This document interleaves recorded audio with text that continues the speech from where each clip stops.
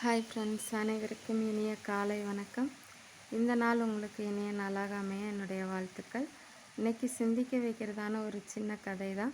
ஒரு நாள் ஒரு கழுதை என்ன பண்ணுச்சு அப்படின்னா, ஒரு மலை உச்சியில் போய் தான் நிற்கணும் அப்படின்னு ரொம்ப நாள் ஆசைப்பட்டுட்டே இருந்துச்சு. அப்படி நினச்ச அந்த கழுதை ஒரு நாள் அந்த மலை உச்சியை நோக்கி பயணம் பண்ண ஆரம்பிச்சுது. ரொம்ப சந்தோஷமாக அதோட பயணத்தை ஆரம்பிச்சுது. பாதி தூரத்திற்கு மேலே அந்த கழுதைனால் ட்ராவல் பண்ண முடியல.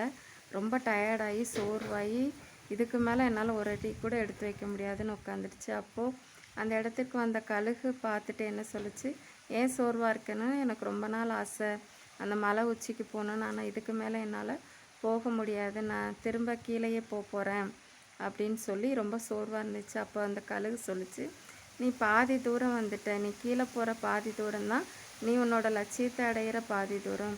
நீ கீழே போக உனக்கு தெம்பு இருக்குது அப்படின்னா அந்த மலை உச்சியையும் அடைய உனக்கு தெம்பு இருக்குமில்ல.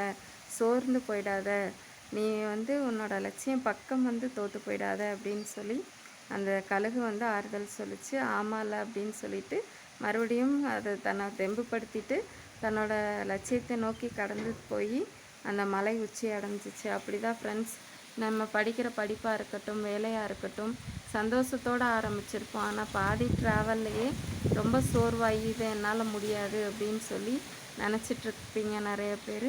ஆனாலும் அந்த லட்சியத்தை அடைய கொஞ்சம் தூரம்தான் இருக்குது. கொஞ்சம் கஷ்டப்பட்டிங்கன்னா அந்த வெற்றி உங்கள் கையிலே கிடைக்கும். அதனால் சோர்வாகி நீங்கள் நிற்கிற இடத்துலையே உங்களோட அந்த நடையை ஸ்டாப் பண்ணிடாதீங்க. தொடர்ந்து மூவ் ஆகிட்டே இருங்க. வெற்றி கண்டிப்பாக உங்கள் கையில் கிடைக்கும் ஃப்ரெண்ட்ஸ்.